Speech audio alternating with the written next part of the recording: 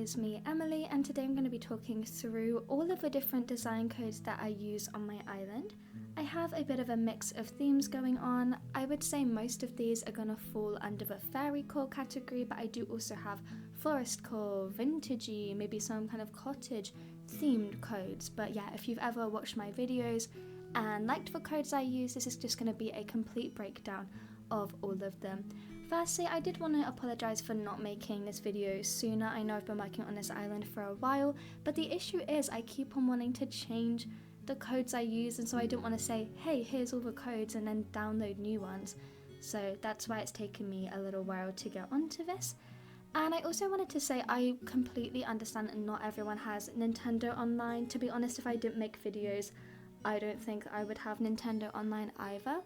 So I just wanted to say, if you're feeling a bit kind of like coded out because you can't install design codes, I would recommend checking out my shorts series of designs in a 4x4 tile space, just because they're super short, and I would say that about 90% of them are completely code free, just for in-game pathing. So yeah, you can check those out if you want some inspiration, and with that, let's get on with the video. Starting out, I have a whole bunch of 9 tile path options for you. My personal favourite is the dark dirt path, but there's also some really cute options here for winter, so a Christmassy island would definitely look nice with these. Very simple, but I really love this clover. It just can fill a tiny bit of space. There are some beautiful designs by this creator. I personally love the blanket options, plus a picnic blanket is just one of the easiest space fillers anyway. And then here are a few more blanket codes if you would prefer a tighter gingham. Now, I absolutely adore these plank codes. I just have the vertical and horizontal, and you can make plenty with that, but if you want, you can also install the corners, and then you can make curvy paths and everything. So yeah, very versatile, and I just really like the options that this creator code has.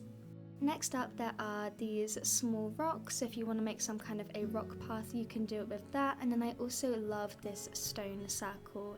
It just works really nicely if you want to center items on it or make a little cafe with this underneath your table. I just think that it is a very nice code. We're coming into one of the most crucial aspects of fairycore, in my opinion, which are all the little sparkles to just scatter throughout your island, starting out with some blue flowers and clovers, and then I have these leaves plus a puddle. I love these yellow and purple flowers, although the pink and white fits my colour scheme a little bit better, so I'm thinking I may actually switch them out. And then I also have a few more leaf options here. You can just chuck these codes under any furniture item for a little bit of fun and whimsical. I really like them. This is a little bit more forest core, but this tree trunk code is really nice, and it looks especially good if you put the brown mush stool over it. I adore how that looks. Okay, these are going to be the only codes I show you that don't save in the normal kind of square design slots. These actually save into your clothing section, which is already awesome, because if you've run out of your 100 codes in the normal part, then you can save these into your clothing. And they are actually umbrellas, but when you place them in the right angle, they will make an optical illusion of boxes of bread or baskets of flowers. And I just think that it is so creative and a very unique thing that you can add to your island. This is one of those particular creator codes that I would just suggest you come and look through if you're trying to do this aesthetic and can't find many codes, because they have so many gorgeous options. I have the fairy wreaths, but they also have clovers, sparkles, sunflowers, little flowers, mushrooms. I have the lily pad too. There's just so many options on here, and I use a whole bunch of these. The log as well is really nice in more foresty sections. So yeah, just a whole bunch of options. I would just kind of come and look at this person specifically because they have so many lovely codes for you. I just love this squirrel so much. I don't even have many places to use it on my island, but I just think that it is so cute.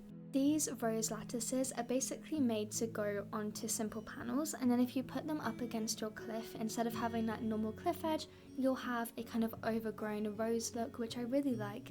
And then I also have a very similar concept with these wisteria plants.